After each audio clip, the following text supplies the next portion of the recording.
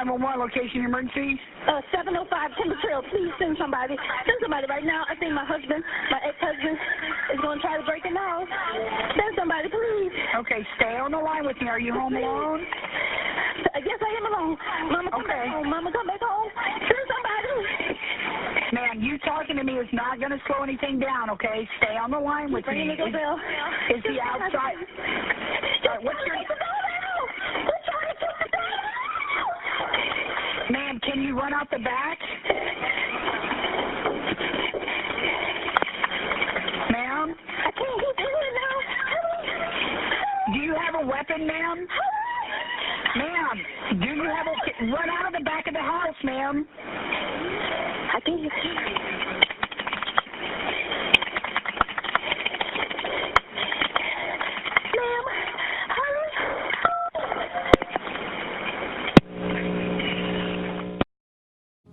Wow, domestic violence is real. Every 9 seconds, a woman is being abused in America. That leads us to our today's topic, domestic abuse. Let's talk with Angela and Nicole. We have today our host, Tiffany Wilkerson, who's the co-founder and executive director of Illustrious Angels of Faith. Welcome, Tiffany. Thank you. Thank you. Thank you. We just heard that call. It is so very real and emotional. Domestic abuse, how do you deal with it? You know, and it's so heartening because women are so, I can't even get the word out, just so affected by it. Yeah. Not just a woman, even men. That was such a heartfelt 911 call, and you said this is the first time that you've ever heard. Yes. Yeah, I know. I know it's okay. That really gets to you. It got to me, and I know that gets to you because you guys were really, really good friends. Were you aware that your friend was in any domestic type situations? I was not initially. Was not aware at all. I didn't know until she decided to leave. Mm-hmm. That's when I knew what she had been experiencing and what she had been going through. Wow. And when you found out, how did it affect you as a person knowing that's your friend? Did you feel helpless? Or was it something you just kind of, because a lot of people just close their eyes to it because they really don't know what to say or do. And they don't want to be held accountable for their decisions. Yeah, I did feel helpless, but I was kind of in a rock and a hard place because she needed help. And there were times that she called up on me that I needed to go get her daughter from school because he was following her. And so you think about, excuse me, yeah. You think about her and what she needs from you, and then you think about yourself and your safety and your family, and that you have children, and you just, it's sometimes a very hard decision for people to decide to want to step in and help a woman or a person that's going through domestic violence because you never know the outcome. You don't know what that person could try to do to you or to harm you or your family for getting involved. Right. And trying to help her. I can definitely. And that's what one of the stats says. It says that people often don't report it because of that outcome, of the fear of the unknown.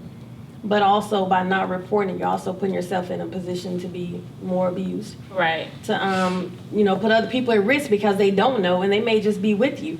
And because they don't know what to do or how to think about it, they may become victimized too because we didn't share or shed light on the situation with them. Mm-hmm. So it's just amazing. Mm-hmm. And it's heartaching. Very hard. Okay, so let's think about it.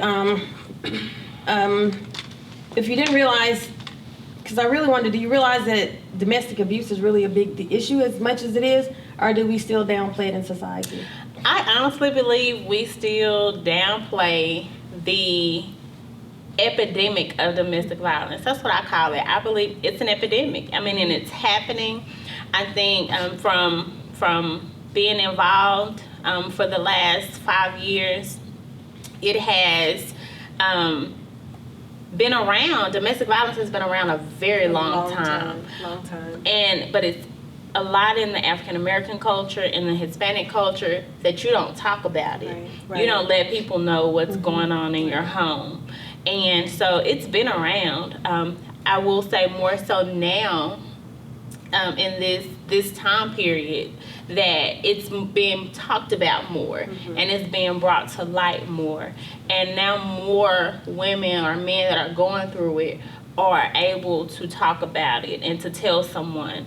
You have more of your lawmakers that are involved with trying to put, laws in place for victims that are abused and for abusers. One of the stats says 1 in 3 women are victims of domestic violence, and that's a lot. That's a lot. Much. And one of the stats also talks about domestic violence is more encountered than a person being injured in a car wreck. And when you think about that, car wrecks happen all the time. All the time. Injuries happen all the time, but to know that the majority of women's injuries are stem from domestic violence. I'm a victim of domestic violence. And so you said 1 in 3 women, correct? Right, and this So is 3 of us. this is 3 of us. When you look at these stats, that means one of us, and I can raise my hand and say I am. And again, it goes back to some of the things we've already talked about. Right. Being afraid to tell people. And even when you tell people, they don't know what to do because how can I help you? Well, I don't know if you put my life in danger. I think a lot of women feel embarrassed. A lot of times they want people to feel like their relationship is great, it's going well, there are no issues, so they don't want people to see that, hey, this is flawed, or my husband or my man is being abusive, if it's verbal, if it's physical. I think that's a lot of it, is this whole thing of, hey, my life looks this way and I want to keep it looking this way to my friends and to the public eye. So Tiffany, what do you think some of the misconceptions of domestic abuse are? Several of the main misconception that you will hear is that domestic violence is physical, and it's not always physical. So many of the times it's verbal and it's emotional. Yes. You have that financial abuse, or someone that maybe they may not work, and the abuser is the sole breadwinner, and so that finances is used to be able to control the other person. Yes. And I hear people say all the time, well, why don't you just leave? Well, sometimes the same reason that you don't leave your spouse because they cheated on you. Or the same reason you don't leave your spouse because they cursed at you. So it's the same type of situation of why a person doesn't leave, and people ask those questions over and over to people, but it's so much deeper than just being able to leave. And actually, the statistics does show that a woman puts her life in danger more so once she decides to leave. She's in danger of being murdered more so than if she stays in the situation. Yes. Wow. And another misconception is strong is that people feel like it's impossible to love someone who's going to hurt you. And they don't realize that love hurts. And love hurts 2 ways, good and bad. But in this case, with domestic abuse, it's violent. Because you say, well, he loved me, so he hit me, but he still loves me. And I'm afraid to walk away because you're remembering what they did to you and how you fell in love with them.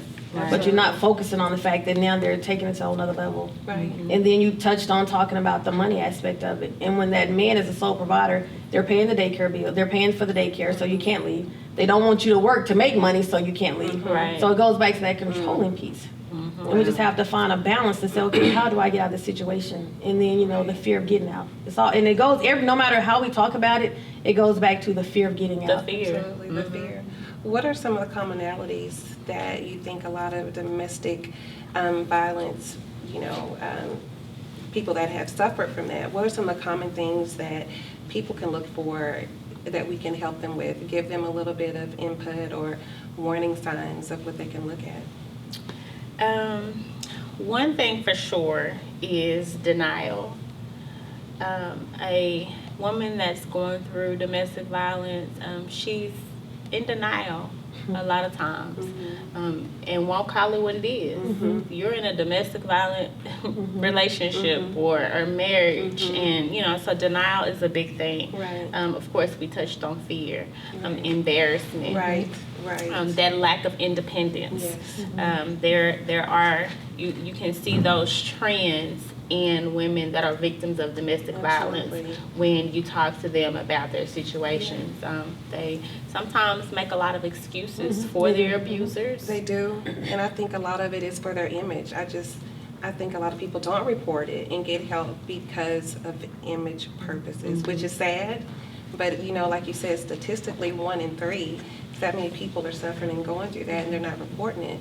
Then why are they not reporting it? There's so many reasons. I mean, we can go dig and really go deep into this as to why.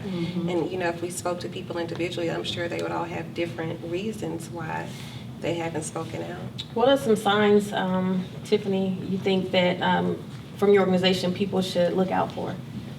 So there are signs, and when I'm asked the question about signs, there are signs from the abuser, and then there are signs from the victim. So signs from the abuser is that person is, controlling, wants to isolate you from your family or your normal circle of people. You know, it comes across as love and they care and they just want to spend so much of your time with, with just you and them only. But it starts with that. It starts with isolating you so that you've cut off relationships, and that when you do get into certain situations, you don't have anybody to call or you don't have anybody close enough to you that you can go to tell them what's going on. No way to turn. Right, and you know, of course, anger.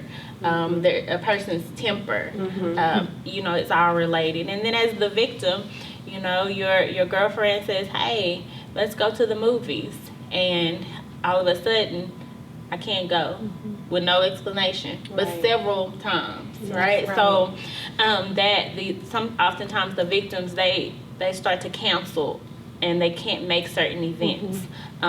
They withdraw and they're no longer really open to talking about things that are going on in their lives because there's not much positive going on with their relationship. They don't do couple events, sometimes because they just don't want to be in the atmosphere where people can find out. Yeah, and pick it up. Well, what do you think we could do differently to help prevent domestic violence? Well, with our organization, Illustrious Angels of Faith, one of our main focuses is to focus on children.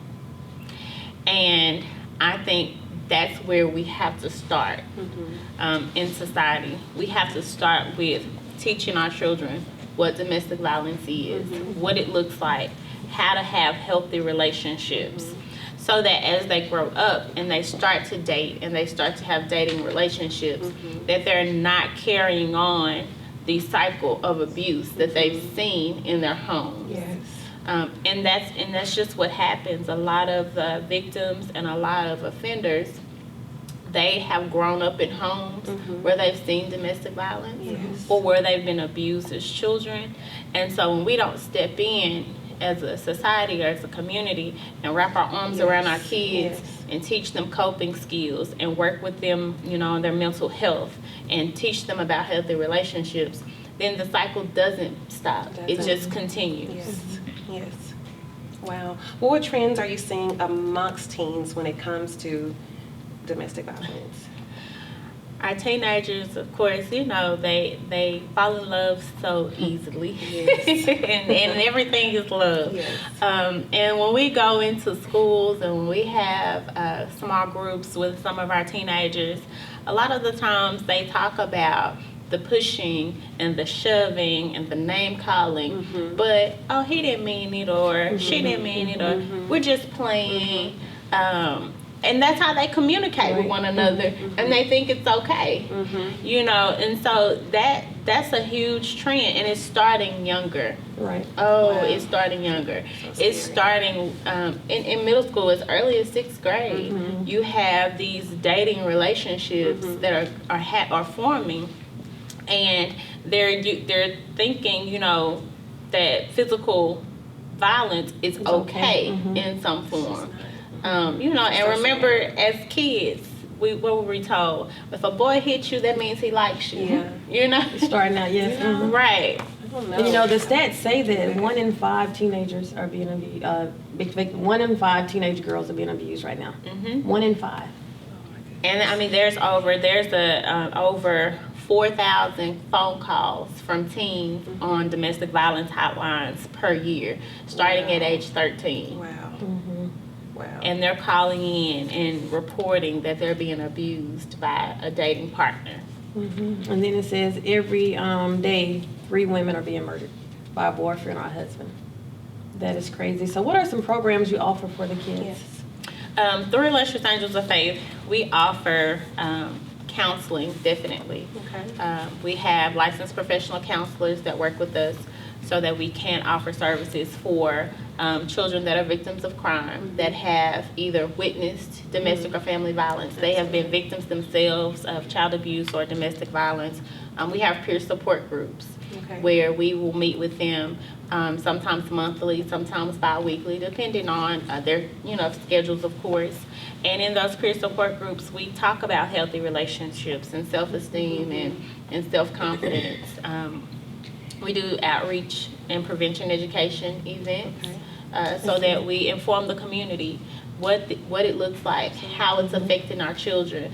And my goal is, with the Illustrious Angels of Faith, to get the kids on our side, to get their buy-in. Because once you get the buy-in of these teenagers and these young adults, once you get their buy-in, they'll go and they'll spread the word for you. They will. They'll spread the word, because teenagers listen to one another much more than they oftentimes listen to adults. Yes. And I mean, it's important because in our schools, we look at why our kids are acting out in classes, why they're misbehaving, but we don't see what happens the night before when that kid comes to school, why they have this aggressive behavior and mentality. Absolutely. They've witnessed their mom be beat and had to get up and come to school the next day. Or hear it. Yes. Or they're sleeping in a shelter because they have had to leave their home and they're miles away from what they know as home. So it's just being aware and educating. Yes. Right. So I appreciate you so much, and definitely for co-founding Illustrious Angels of Faith in honor of your friend. And tell us, how can we get involved? So we always need volunteers. Our website is illustriousangelsoffaith.org. We have a volunteer application on there for anybody that's interested in volunteering, either working with our kiddos or helping out with different events that we have. Here lately, we have a project coming that we're just started, a curriculum development project where we're inviting certified school teachers to come and work with us and be a part of developing our curriculum so that it aligns with the TEKS, which is the Texas Essential Knowledge and Skills of what the kids have to learn in schools. So that when we go into the schools, what we're teaching aligns with what they're needing to learn. We have our scholarship fund in honor of Katina. It's called the Dr. Katina L. Murphy Scholarship Fund. And so we're always needing to donations and sponsors for that, because what we use that fund for is any graduating senior that has been affected by domestic violence. We are providing scholarships for those kids That's awesome. for them to go off to school. Okay, well, do you mind if we show our viewers your resource centers? I don't. Okay.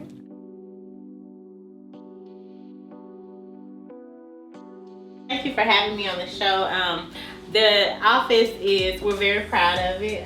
So here we service all of our victims that come in, or we call them clients. We don't really like to call them victims. We service our clients, our babies, our kids. This room that you're standing in right now is our counseling room. And so the mural that you see on the wall, all the places you'll go, is the theme that we instill in our kiddos that we meet with, so that we let them know that the situations that they're going through is not the end, that they're gonna climb and rise to higher heights, and that they will get through this. Here's one of our brochures. Thank you. That we give. That has all of our information in it. Here you will see we have a bookshelf full of books, and we give out books to our kids. So when they come in, if they see a book that they're interested in on the shelf, they take it. In the other room across the hall that I showed you, we also we have computers in there, so we can do homework help. We can do tutoring if we have kids that need some help in school. So we were very excited about the opportunity to be able to provide these services. It's needed. In domestic violence, you hear a lot of organizations that focus on the women. A lot of organizations, you have the BIP program that focus on the men. But we really have to focus on rehabilitating our babies so that they don't grow up to be the offenders and the victims, so that we work to try to break the cycle with them now, so that it's at some point non-existent and not an epidemic in the way that it is now. Okay, great Thank job. you so much. Thank you so much for doing some great things. And so if anybody wants to donate or wants to reach out to us, all of the information to donate or become a sponsor is on our website at illustrioussangelsofaith.org.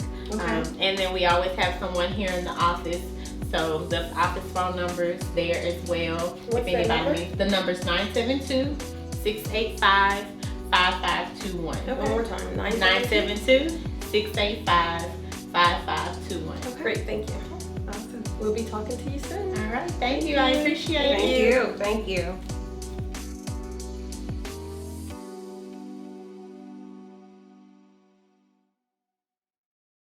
All right, welcome back to Let's Talk with Angelia and Nicole. And we just got back with our lovely tour from Tiffany Center. It was amazing. Thank you for taking us on that tour.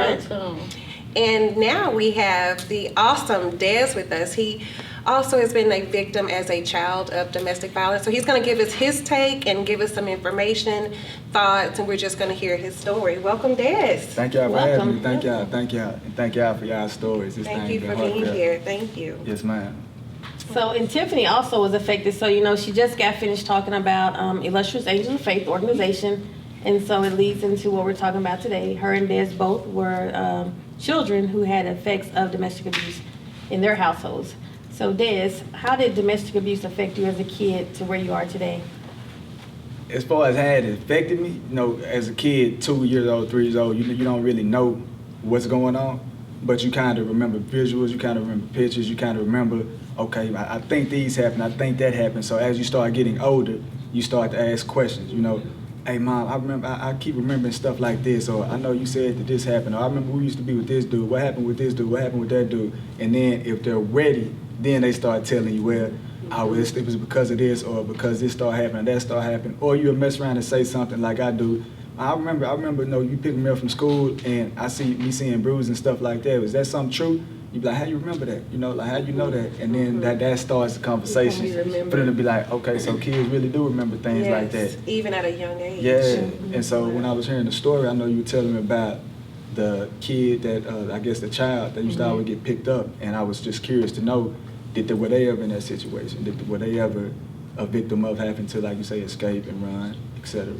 And so Katina's daughter, she had at the time she was 7, and she was, I don't know, because I don't know exactly what was going on in her home prior to her leaving. Right. But I do know when she decided to leave that yes, her daughter was aware of the fact that they had to leave their home, the fact that she had to hide, the fact that I was picking her up from school because her mom couldn't come pick her up from school because her mom was hiding out at a hotel.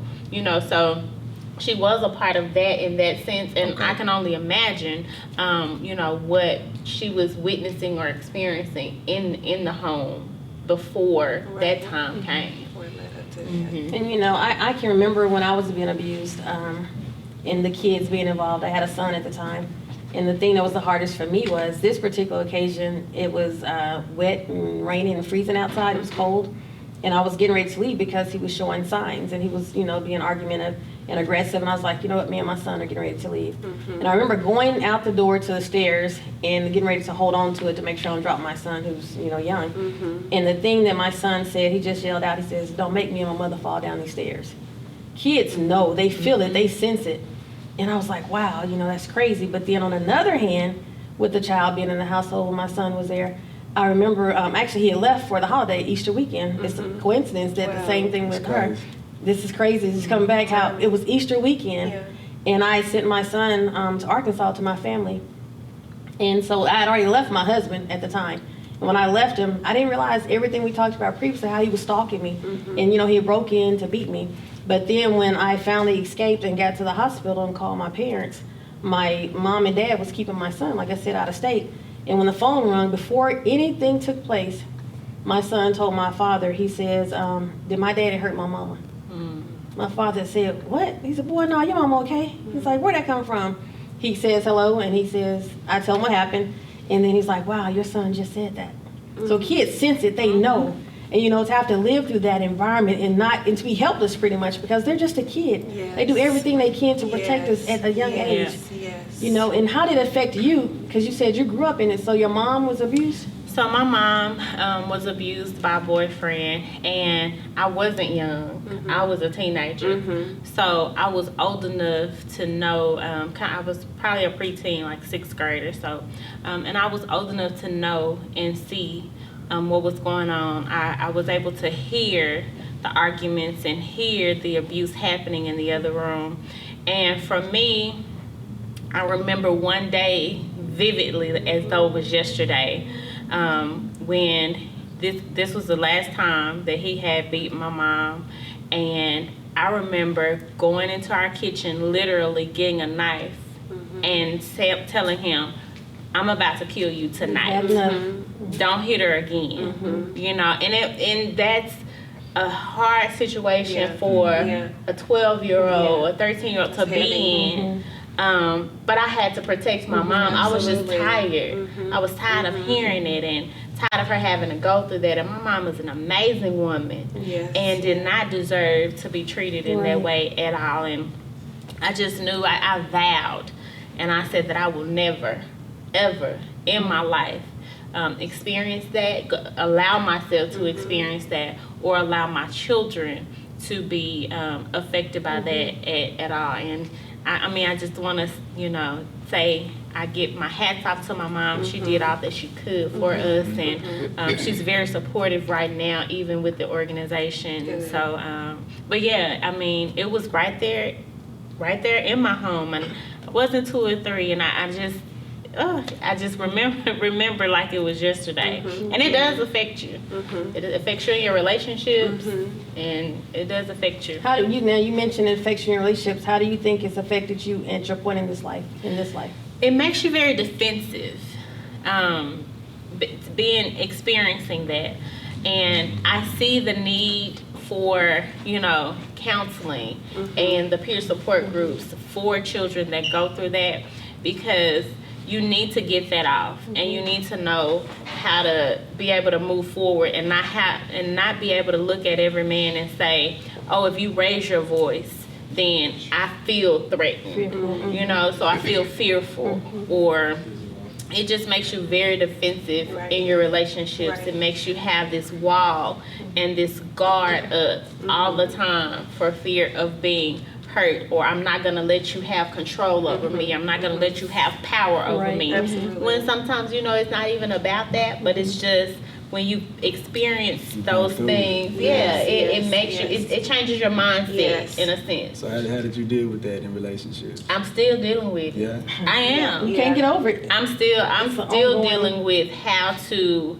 let my guards down, not be so defensive, and I pray about it. I believe in God, so I talk to him. I'm like, Lord, you need to help me out in this thing. Right now, I'm gonna go in the box. We go to battle. As a woman, even in dating, period, you don't know what to do, and so you find yourself always feeling like I got to control my life from this point on.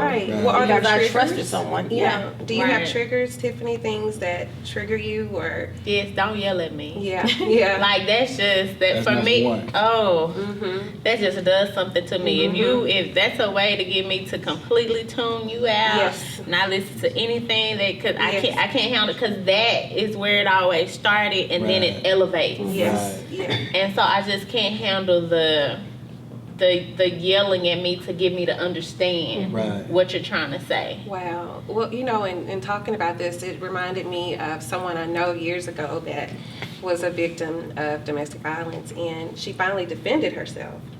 And unfortunately, when she defended herself, she had a weapon, and she stabbed this man, and she ended up having to do time for it. So it just makes you wonder, how is this system designed when it comes to domestic violence? If you're going to defend yourself, if you call 911, when a woman has taken so much and they finally, hey, you know what, I'm done with this, I'm going to come back, I'm going to get you, you're going to keep your hands off of me. And this lady, she did, I think it was about 10 years just for defending herself. So how do you think the system works with that?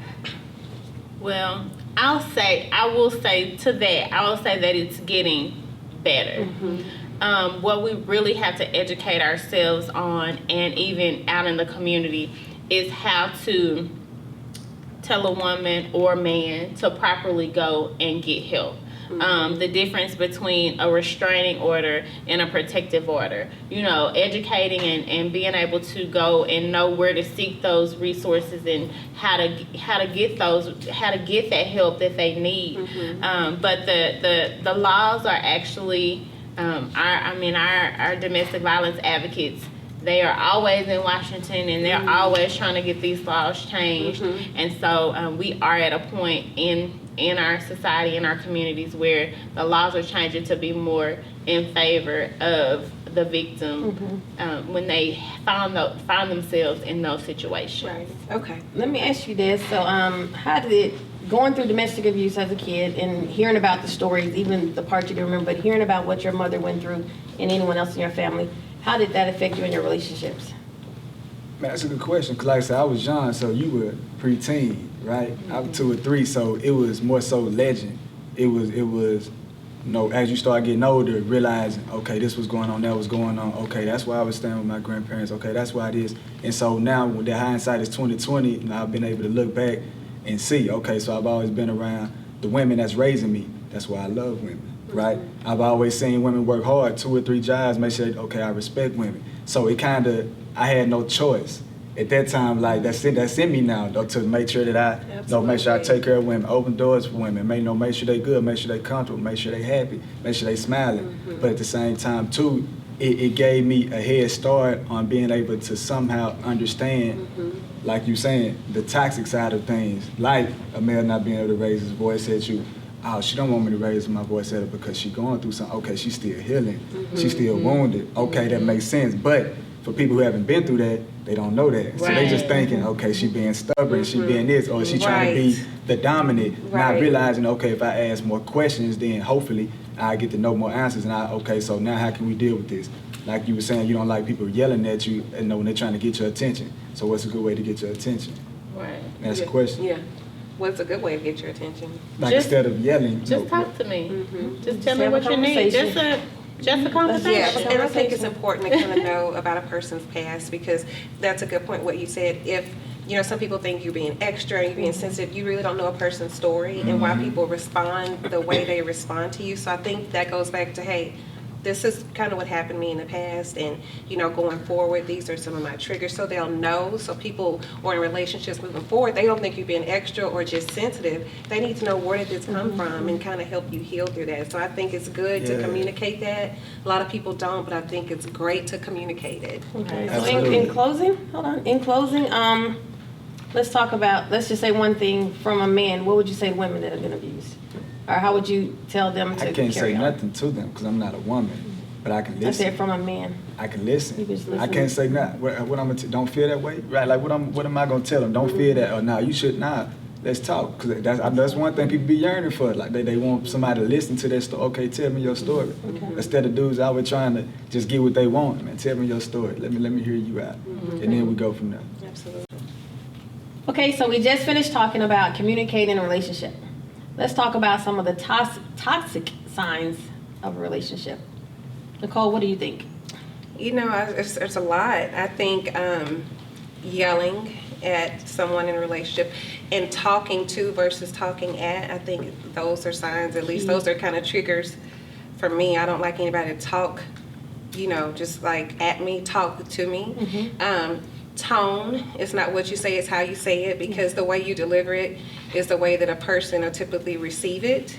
So I think tone is very, very important. I think just communication, touch, I think there should be a line drawn. If we're playing, but I'm not gonna rough you up, don't rough me up. That goes both ways. Some men are triggered by a woman, hitting them and doing things to them. So kind of keep your hands to yourself, unless you're joking and playing around. It's so many different things, I believe. It sounds like, I'm the only male here. So talking to versus talking at. Talking at, educate me on that. Okay, so talking to, like we're talking, Let's talk with Angelia and Nicole. We're just talking, we're having conversation. And I feel like when you're talking, you can talk about anything. But if I'm talking at you, I don't really care what you said or what you did or what. You do that too good, though. That's signs right there, but go ahead. Yes, that's talking too. And so Okay. that could, person can receive that and get very defensive with that as well. Yeah. What would you say? Toxic relationship. That's a hard word to say. Huh? It is. Toxic relationship. Signs of a toxic relationship to me is where you no longer feel, joyful. When somebody starts to steal your peace, it's toxic. When you're going home and you're not at peace in your own home, then those are signs that you're in a toxic relationship. So whatever behaviors are happening, you can't communicate.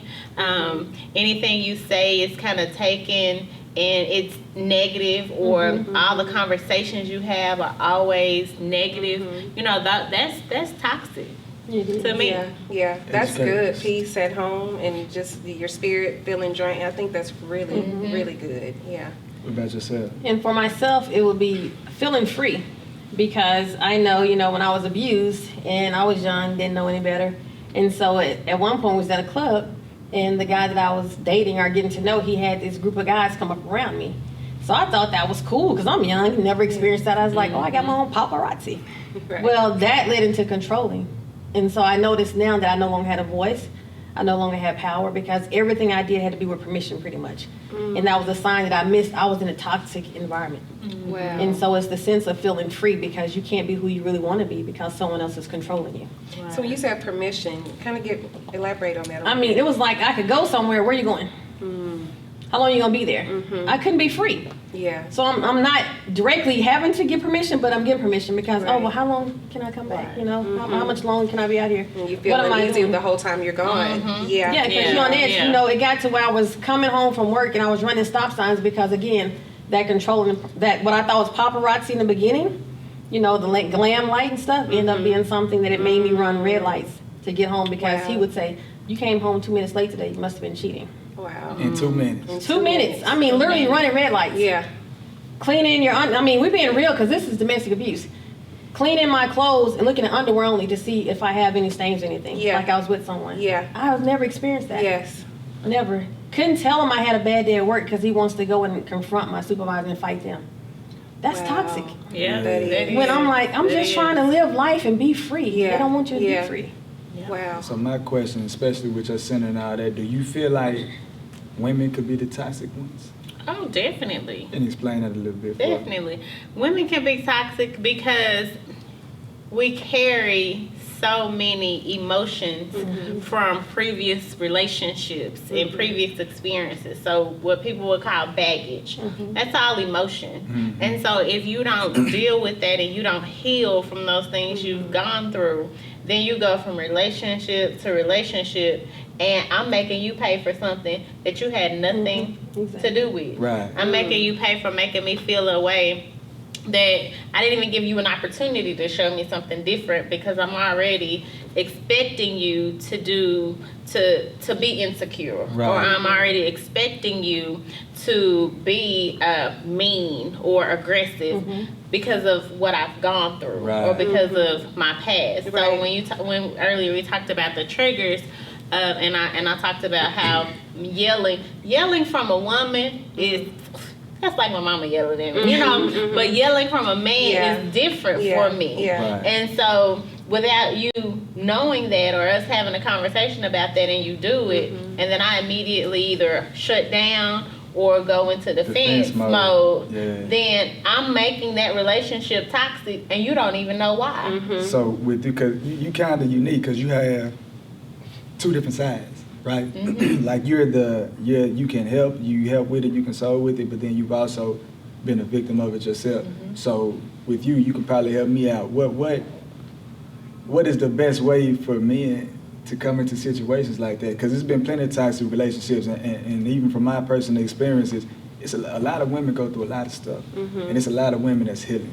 It's a lot of women that's And been I was just going to wounded. say that, like, You know what how I'm do you ever really completely heal from, you know, domestic abuse or verbal abuse, and not carry that over into the next relationship. Like you said before, you always have your guard up. So it's like, do you ever completely heal from that, or is it going to constantly, you know, carry over, or does it go back to that person kind of knowing who you are and walking you through and helping you heal? I mean, I don't know. Well, that's a loaded question, but Yeah, but I it's mean, real. but it is. But I Real. think that it all boils down to communication. Yeah. Like, we have to openly and freely communicate with whomever we're gonna be in a relationship with, without fear of embarrassment, or without fear of you're gonna take what I've given you about me The and vulnerability. Yes, and use it yes, against me, yes. or and so once you get to that space with someone, then it's a little easier to be able to say, okay, this is me. This is what I've gone through. This is what I've been through. I'm still healing from this. I'm not there yet. I tell people all the time, I'm a work in progress. Yes, yes. I am second that. perfectly imperfect. Okay, so, but I think it's all in communication. But with time, because I agree 100%, especially with being in a relationship, it's going to take time.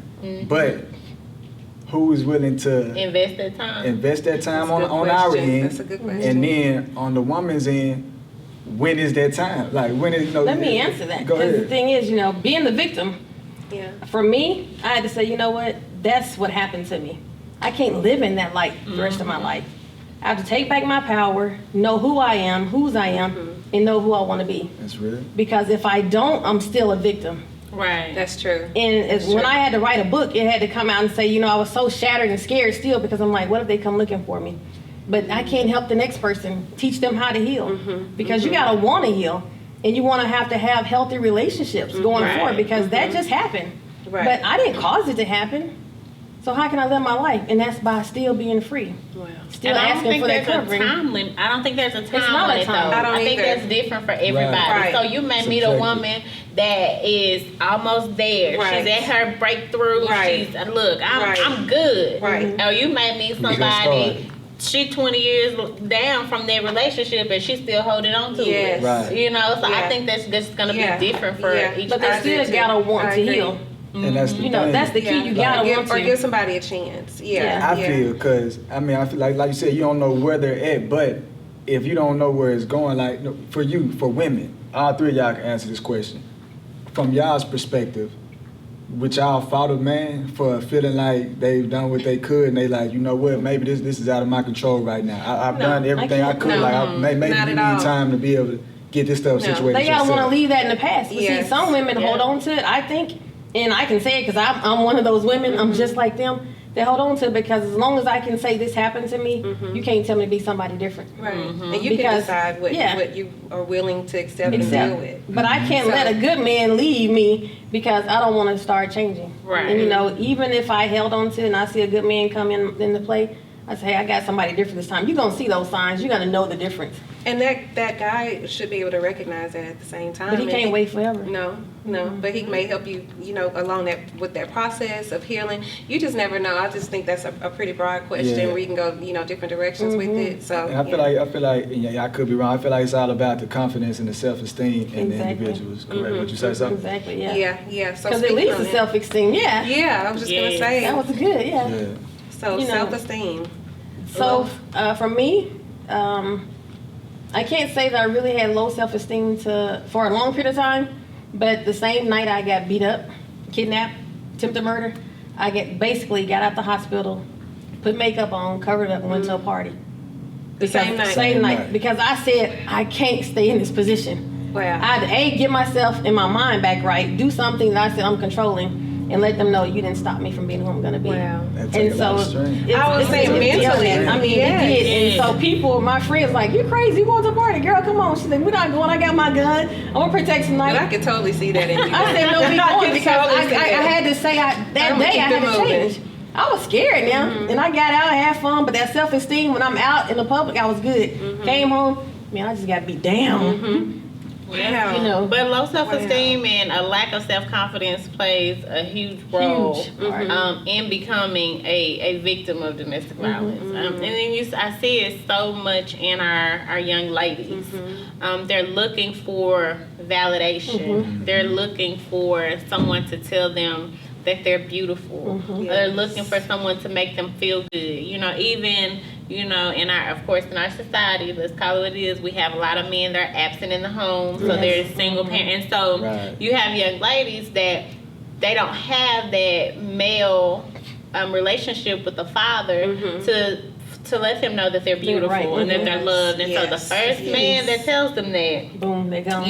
they're head over heels. And it begins to not matter how they treat you, because this is how he made me feel. So he loves me, and he buys me things, and he tells me I'm pretty, and so that self-esteem and confidence is something that we really struggle have to instill in our young ladies and our young men as well. And also it makes us dress differently, because now we're gonna be more revealing. Because maybe if I'm more revealing, I'm gonna feel better about myself, and I'm gonna get more attention. It's the wrong attention, but it also stems, to what I feel like I've been sheltered from. So how do you come out of that? I mean, that's real, and just like what you were saying, and I know you were saying too, a lot of the younger women, they fall in love easy now, right? So even taking that from a male's perspective, if you have somebody like we mentioned earlier who because he's seen everything that happened with women, he want to show more love, pour more love out, be more kind, be more of a gentleman. Not realizing that, man, that's actually rare out here. So really, that's actually making it a lot harder, because now female, from low self-esteem, second you open up a door, oh, I'm in love. Or the second that you greet them, I'm in love. Or how you doing, beautiful, I'm in love. Or so it kind of makes it hard for men as well, because like you said, looking for that validation. If it's not, like I'm not trying to get with you. I don't want. I'm just respecting you. But then it's also so now you think I'm ugly, or now you think I'm not beautiful. Now and then it's like, nah, that's not it. But so like it's not, now you stuck between a rock and a hard place, because there's not a lot of people out there that can honestly say I don't want you. Not no disrespect. I don't want nothing from you. I'm just and then like for those who got low self-esteem, they might take that and be like, okay, well you just like all the rest of them, and you think I'm ugly too, or I don't catch your attention too, so it's kind of hard. So we just have to be encouraging and uplifting of one another. Also, like even as women, we have to encourage one another. I do feel a little bit different. If I have on flats, I feel a little bit different than if I have on a heel. You can walk it out different. So, but I think as women, we do have to encourage and uplift one another when we can, because that helps. If we rally around one another, that helps the next woman. And do it within moderation, to where you can feel good about yourself, like your heels. For me, makeup, because I never really wear makeup, and so it's a difference. But then it's within moderation, so that you'll know how to kind of just take the compliment. Yes, and then also, but if you get a wrong compliment, a wrong attention, dress it down a little bit. Dress it down. For me, it's working out. Working out, of course, it's going to help release endorphins in your brain. That's the happy medicine, supposedly. We need it. It is, but for me, that helps the esteem, and just trying to keep toned, and teaching and training, and just kind of pouring into somebody else. That personally helps me in my self-esteem, and it helps me to help others, because they come to me for a reason. They want to work out, if it's for health benefits, if it's to look better, if it's just to feel better about themselves, period.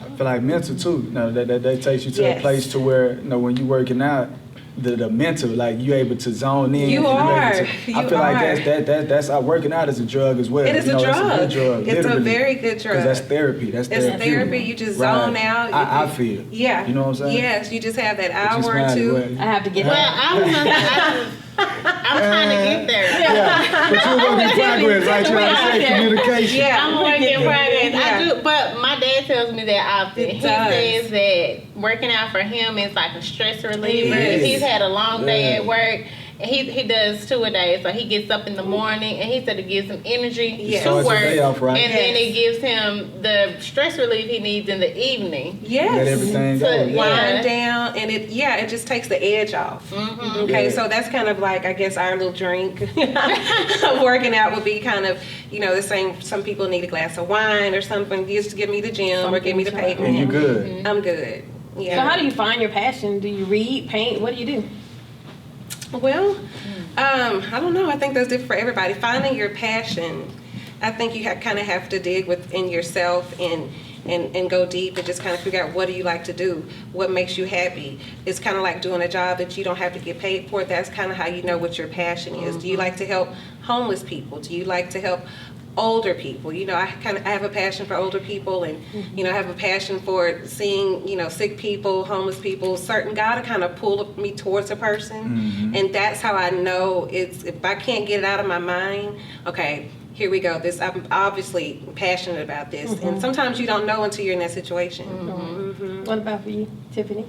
Tapping into my purpose. I had to really figure out, okay, what am I here for? What am I here to do? And so I do feel like through Illustrious Angels of Faith, I have been able to tap into my purpose. And I kind of look at all the different aspects of my life, and I notice that they all relate, you know. So I'm a high school counselor. I'm working with kids. I'm educating. I was teaching first. But then even in my role as the executive director for Illustrious Angels of Faith, I'm still providing counseling in our support groups. I'm still educating. And so I just feel like, you know, I'm working in my purpose. It all comes together. It all comes together full circle. Yeah, I believe What about you, Des? What we doing right now, you know, I'm a fan of knowledge. And I realized that early on, I love learning, so, and I love speaking. So if I can learn, like we're doing, y'all, that's why I listen a lot. I can speak, but at this point in time, I'm listening. So for me, like I told y'all, if I can hear what y'all, okay, now I got it. So now I can go relay that to my generation in a way in which they will understand it. Because everybody don't have the privilege to be able to sit, you know, amongst women, you know, who've been through things, you know, and got things going. So I just feel like for me, I'm more so the bridge connector, because I can do both. I can be my generation, but I can also talk to those above me and be able to have intelligent conversations and then go back and relay the message, kind of like what you're doing with the counseling and things. So I guess we are counselors in a sense. Okay. Good.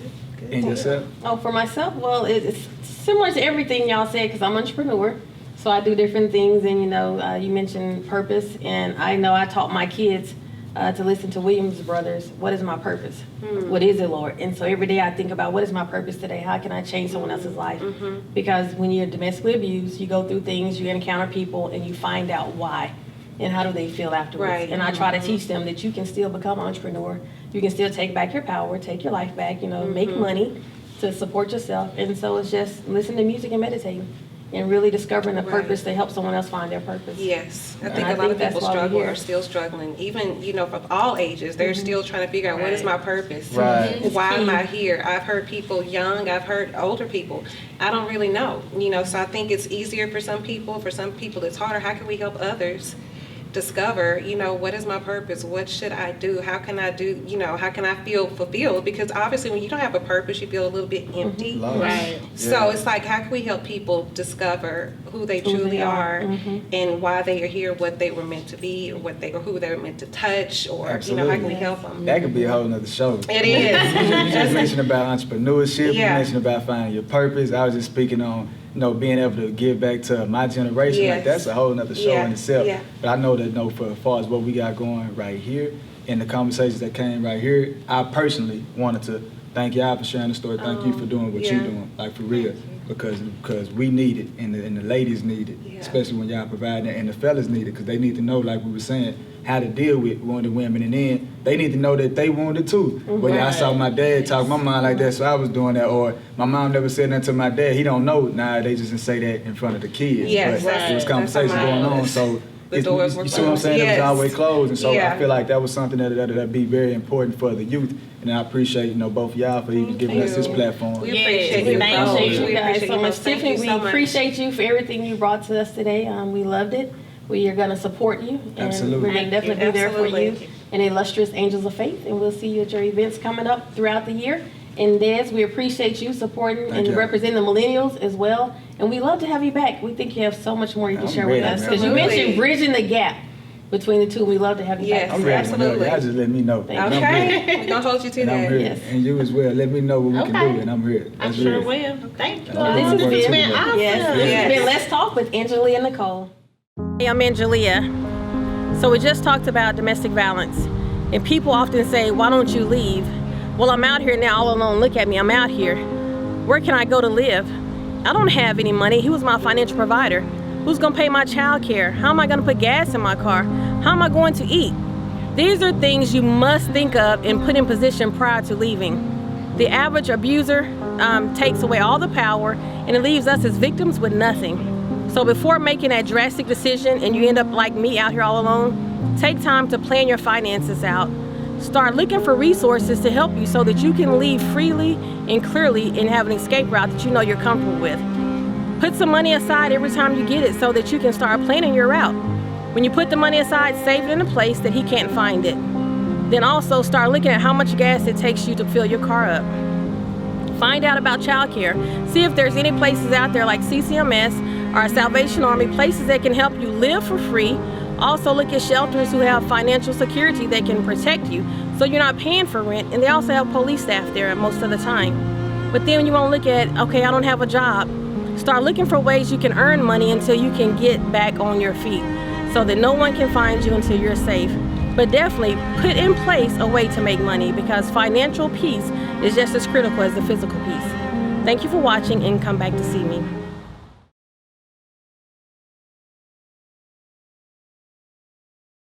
Open floor plan, beautiful, great location. This is just what you wanted, girl. Isn't that what you want too? Yeah, but I don't have the best credit score. Well, honey, neither did I. True. But I was still able to buy the house of my dreams. Knowing how picky you are, you had to build like I did. I got just the person you need to talk No, to. call my realtor. She gives referrals. So does mine. Really? Yes, really. Tired of renting? Wanting to build? Looking for the right location? Credit problems? Call Angelia Dunbar Realty.